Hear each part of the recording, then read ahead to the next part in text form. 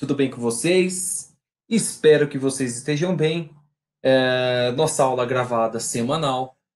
Hoje, né? No caso, estamos com duas aulas, então essa é a nossa primeira aula das 8h50 e vocês terão uma segunda aula às 10 horas, beleza? Assim como já está colocado lá no quadro de aviso para vocês. Pessoal, nas últimas aulas a gente tem feito a discussão sobre o retorno, né? O retorno às origens, com base naquela passagem bíblica de Josias, onde o reino de Israel estava passando por um momento socialmente conturbado, né? Diversos reis passaram por ali e não tiveram um desempenho bom como rei. E o reino de Israel estava passando por grande dificuldade, tanto financeira quanto política, né? Socialmente política ali. E aquela passagem que a gente discutiu do Josias, do rei Josias, que assumiu o reino de Israel com 8 anos de idade, o que nós vimos, né? Que com a reforma que eles estavam fazendo no templo, ele encontrou as escrituras, né? O livro sagrado judaico, né? Ele encontrou o livro da lei, assim chamado, como está no relato bíblico. Então, o que é a história, o que aquele relato nos traz? Que através do encontro daquele livro, né, o livro da lei judaico, o povo Josias, juntamente com o povo de Israel, retornou às suas origens e ao caminho correto. Então, nas últimas aulas, a gente tem feito esse percurso, né? Nessa aula a gente vai continuar fazendo essa discussão, só que nós iremos discutir a seção Cristãos na História, um tema que já é familiar para vocês, sobre, né, vocês já discutiram, acredito, no ano passado, ou estão discutindo agora, é um tema que vocês, conversei com a professora Carol, segundo vocês já discutiram, que é a respeito da reforma protestante. Não vou dar uma aula propriamente de reforma protestante, porque vocês já tiveram nas aulas de história, mas vou abordar alguns temas, alguns pontos da reforma protestante no que tange, né, a respeito aí no caso das escrituras sagradas, o papel das escrituras sobre a reforma protestante. Então, o que foi a reforma protestante, né? De uma maneira bem complexa, né? Quer dizer, de uma maneira bem resumida, né? Foi um grande movimento ocorrido no século XVI, né? Através da figura do Martim Lutero, do qual eu vou discutir um pouquinho com vocês, né? Do qual ele protestou, ele questionou, por isso que leva esse nome de protestante, vem de protestar, de questionar o papel da Igreja Católica naquele momento histórico, beleza? E aí, entre várias questões importantes na Reforma Protestante, o papel das Escrituras, o qual a gente vai discutir brevemente na aula de hoje, porque vocês já discutiram nas aulas de História, mas é importante a gente colocar essa visão através do olhar do ensino religioso, aí, através de outra perspectiva. Beleza? Então vamos lá. Pessoal, então um pouquinho que eu falei para vocês, né? Sobre o rei Josias, do qual ele promoveu o resgate das escrituras aí. Esse material já está disponibilizado para vocês, né? Ali o reino de Israel estava passando por uma dificuldade, e através da reforma, aquele relato bíblico que a gente leu, através da reforma da reforma do templo, ele achou o livro das leis judaico, e aí ele teve um retorno às origens, um resgate às origens, à essência judaica, né? Ao modo de viver. Hoje, a gente não vai discutir o judaísmo, por mais que a nossa tradição, né, está dentro da tradição judaico-cristã, mas a gente vai trazer na perspectiva cristã, dialogando aí, no caso, com a reforma protestante. Sobre a fé e a prática. Então, até coloquei aqui para vocês, assim como o rei Josias, que promoveu o resgate das escrituras de sua época, o cristianismo também encontrou uma maneira de resgatar as escrituras cristãs para reaviver seus princípios de fé e prática, do qual a gente está falando é a reforma protestante, né?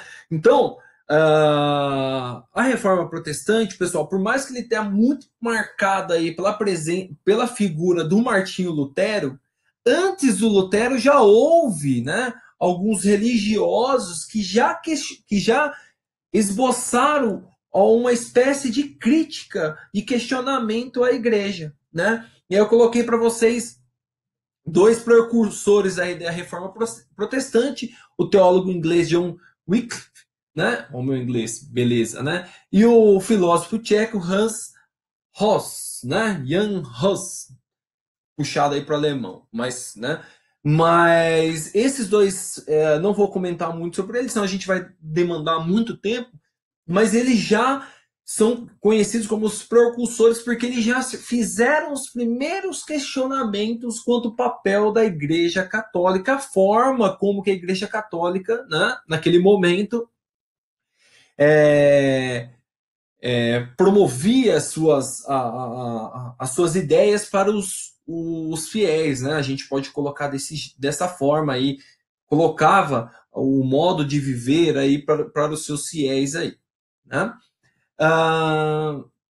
Dialogando aí, né? Quando a gente fala de reforma protestante, é sempre, quando a gente fala não só de reforma protestante, mas de todos os acontecimentos históricos, é sempre bom não perder de vista que um grande momento histórico ele não acontece por acaso, mas ele está dentro de um grande, né? Esse acontecimento sempre está dentro de um grande movimento. Então, quando a gente fala de Revolução Francesa, do qual vocês irão discutir, ou já é um momento que vocês irão discutir esse ano, né? Nas aulas de história, vocês vão perceber que o caso da Revolução Francesa, apesar de ter a data 1789, mas a Revolução Francesa em si é todo um movimento que ocorreu, né, há um bom tempo, que já vem há alguns anos ocorrendo um processo. Mas o caso aqui não é a Revolução Francesa, o caso aqui é a Reforma Protestante. O que eu estou querendo dizer com isso? Que a Reforma Protestante, por mais que ela aconteceu em 1517, se não me falha a memória, a data não me lembro se é 17 ou 18, inclusive nós comemoramos aí, né, teve uma série de reflexões, né, de comemorações, posso falar dessa forma como comemoração, né, da Reforma Protestante, alguns anos atrás, se não me recordo, 1517 foi quando ocorreu. Mas o que eu estou querendo dizer com isso? Que a Reforma Protestante não acontece por acaso, né? O Martim Lutero vai lá, tem toda a experiência dele, né, a vivência dele, os questionamentos, mas ele está dentro de um grande momento que é o Renascimento, né? Aquele grande momento histórico. Então, o Renascimento ele abrange não somente, né, a questão da visão do homem como centro do mundo, né, o antropocentrismo aí, o retorno às origens clássicas, né, a erudição, conforme até coloquei para vocês esse slide, mas o Martim Lutero está dentro desse contexto também, né, do Renascimento. Beleza? Então, sempre é bom não perder de vista, quando for fazer uma discussão, pensar no contexto, o que está acontecendo, né? Afinal, né? Então, a Reforma Protestante ele está dentro do movimento ali que ocorre do renascimento, do resgate às origens, à erudição. Outro ponto que eu quero destacar para vocês, que o Martinho Lutero ele é contemporâneo do Erasmo. Lembra que a gente discutiu umas aulas atrás sobre o Erasmo de Roterdão, sobre os conselheiros? A gente discutiu o Maquiavel e o Erasmo. Lembra que o Erasmo de Roterdão também estava, ele era contemporâneo do Martinho Lutero, inclusive tem registro de correspondência, de cartas que eles trocavam, fazendo debates, né? Debatia um com o outro mesmo. Só que a diferença do Erasmo de Roterdã é que ele fazia crítica da igreja, só que em nenhum momento ele propôs a ruptura, né? Como o Lutero ele acabou levando à frente a ruptura do segmento da igreja, né? E levando para a vertente pelo protestantismo e as igrejas luteranas, né? Mas o Erasmo de Roterdã ele também estava dentro, lembra que quando a gente discutiu o humanismo, ele também estava dentro desse contexto do renascimento, dos questionamentos. Inclusive o Erasmo ele era conhecido através da sua sátira, né? Ele fazia crítica e ele usava o papel da loucura, que eu até pedi uma atividade para vocês, né? O papel da loucura, né? Através do livro dele, a loucura como que fosse uma pessoa ele utilizava de sátira ou do que era, né, do que os políticos, do que a igreja colocava como era importante. Então, só para a gente já discutiu o papel do Erasmo de Roterdã, mas para mostrar para vocês que eles são contemporâneos, beleza? Os dois discutiam mudanças no interior da igreja. A diferença dos dois é apenas que o Erasmo não levou à frente uma ruptura com a igreja como o Martinho Lutero levou. Então, aqui um pouco sobre o papel de algumas figuras, né, quando se fala de reforma, né, de protestantismo. Algumas figuras, então esses dois aqui que eu já tinha até falado para vocês, Cliff e o House, depois o Henrique VIII, e o suíço também, Eurico, que também tem um papel, ele é contemporâneo ao Martim Lutero, ele tem um papel importante também nessa reforma, né, dos questionamentos, e posteriormente o Calvino, João Calvino, né, através, e aí o Calvino traz a ideia da predestinação, né, rompe com a ideia da riqueza, da conquista da riqueza, que é algo que era a Igreja Católica, ela questionava, ela não aceitava a questão do lucro. Então João Calvino ele avança mais nesse sentido. Não vou entrar muito nesses pontos porque vocês já discutiram nas aulas de história, senão a gente tomaria um longo tempo aqui. Então, mostrar para vocês um retrato dessas figuras aí, que são os grandes precursores aí, os primeiros foram os precursores, os primeiros a levantar os questionamentos, depois Henrique VIII e Eurico, Suíço, e o Martim Lutero grande, né, a grande liderança aí que levou à frente essa ruptura, e posteriormente João Calvino também. Mais radical, né, galera? O calvinismo aí é mais radical do que o Lutero. Um pouco sobre o Lutero, então, como você já, um pouco sobre a obra dele, né? Alemão, não, o Lutero era, né? Ele fazia parte dos monges agostinianos, né?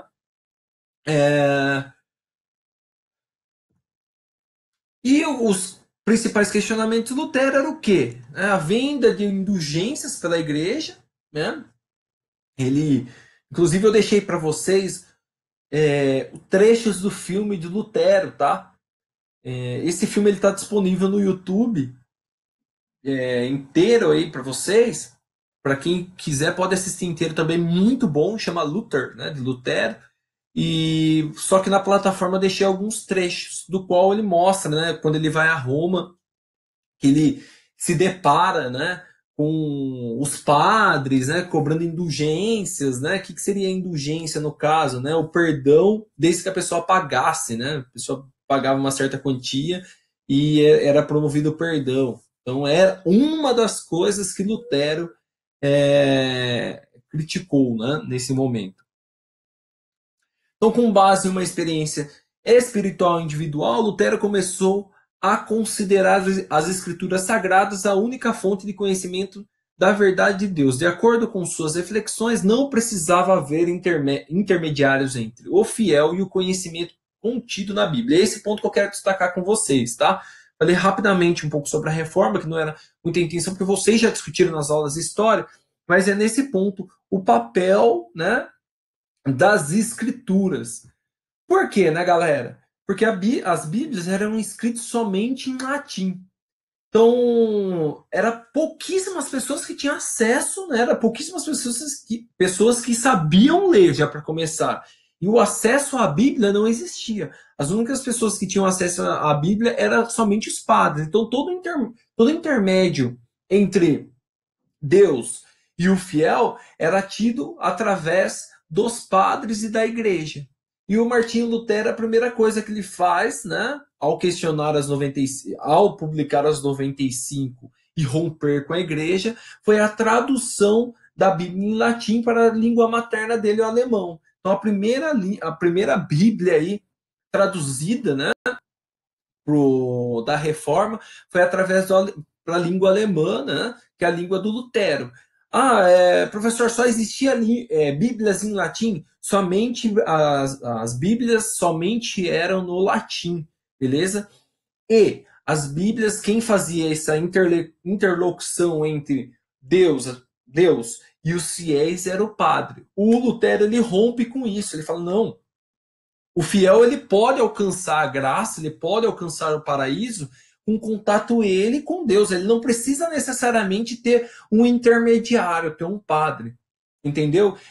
Isso é muito simples para nós hoje. Mas naquele momento era, nossa, uma revolução, uma coisa assim muito. Era um questionamento muito grande ao papel da igreja.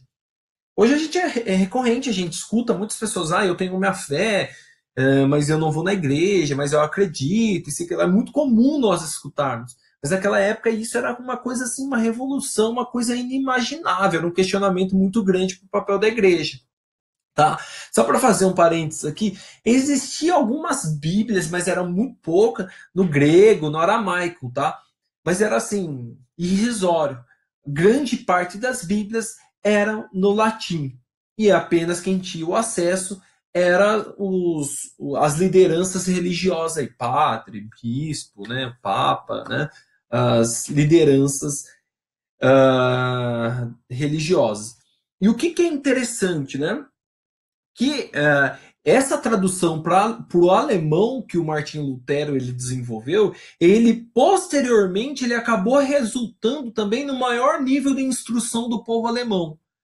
Então, o povo alemão ele se instruiu antecipadamente, né, da questão de saber, né, o saber ler basicamente, antes dos povos que os países não adotaram ou não seguiram a reforma protestante, assim a gente pode colocar, como a França, Portugal, Espanha, países que não levaram à frente uma reforma, diferentemente de Inglaterra, diferentemente da própria Alemanha, da Suíça, países anglo-saxões assim chamados, né? Esses países, por ter feito essa tradução da Bíblia, eles avançaram na frente do nível de educação da sua própria população. Por quê? Porque se a pessoa ela tem o direito, ela consegue ler uma Bíblia, ela vai se esforçar ou ela vai criar mecanismo para aprender a ler, para ela ter uma Bíblia na casa dela e ela saber. Isso já é um passo à frente dos outros países que somente o padre tinha acesso. Então, por que ler? Se eu não tenho nada para ler e a Bíblia ela não é traduzida, né? Então fica aí também para vocês. Deixo para vocês aqui um trecho. Todo esse material está disponibilizado.